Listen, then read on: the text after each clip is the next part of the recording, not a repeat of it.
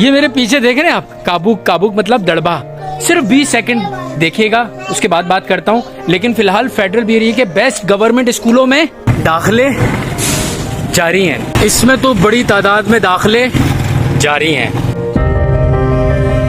ये तो federal bureau का मशहूर स्कूल और हमारा स्कूल था, इसमें भी दाखिले अब जारी हैं। नहीं मेरे दोस्तों, ऐसा नहीं कि सब बुरा है। इस मसनूई छत की तरह और मेरी तरह कुछ अच्छा भी है फेडरल ब्यूरो में, वो भी देख लें। जैसे कि ये और इस जैसे बहुत सारे प्राइवेट स्कूल ब्यूटीफुल है ना।